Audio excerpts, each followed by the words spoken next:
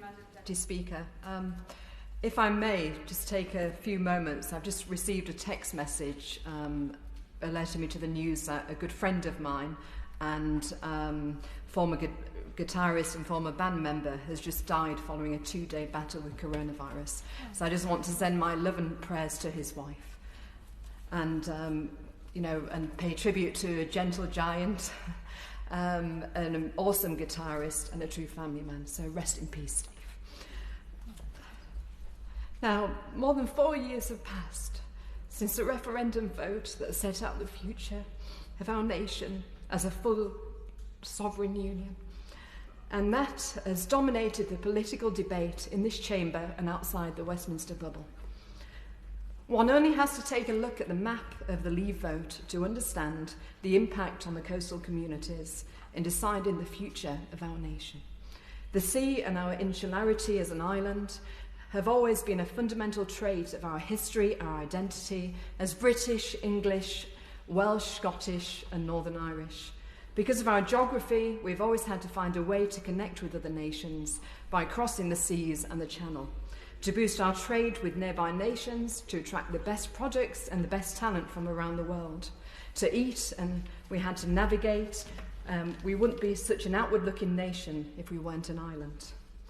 Now, Madam Deputy Speaker, while my constituency is not directly on the sea, I was born just a few miles away from the beautiful Yorkshire coast, and my granddad, Walter Knowles, was a fisherman over in Hull.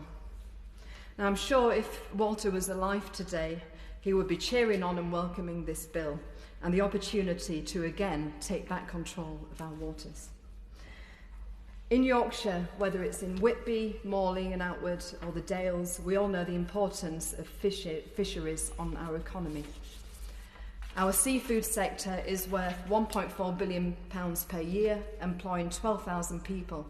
British ships land around 400,000 tonnes of fish in the UK waters, while EU states' vessels annually land almost double in our waters. Thanks to Brexit, we will have access and we will be in full control of our waters on our own terms. Being able to regulate access from third countries, our fishing communities will not be left behind, and we will grow thanks to this legislation.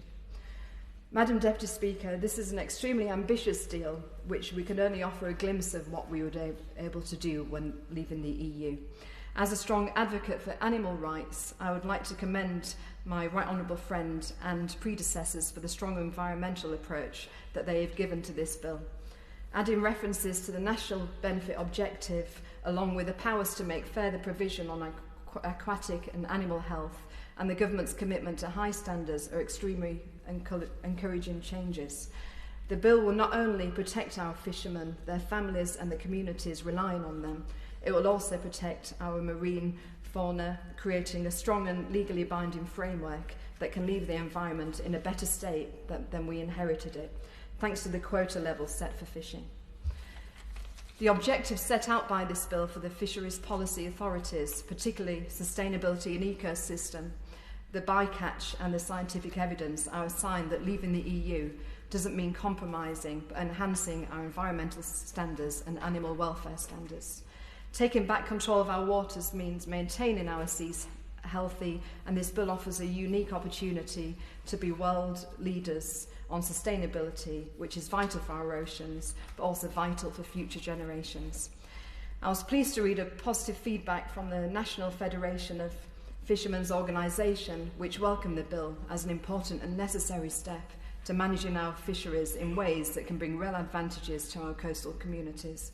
This bill doesn't only enable us to take back control of our waters as a sovereign nation, it gives the control back to the fishing communities with a strong focus on devolution. Scottish, Northern Irish and Welsh boats will be licensed by Scottish, Northern Irish and Welsh ministers.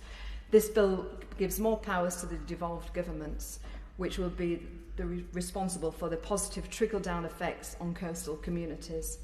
Madam Deputy Speaker, I believe that outside of the EU, this government is paving the way forward for others to follow. A focus on communities, no compromises on animal welfare and the protection of our economy, and very importantly, our sovereignty. This bill is a clear indication of what taking back control really means. Yeah.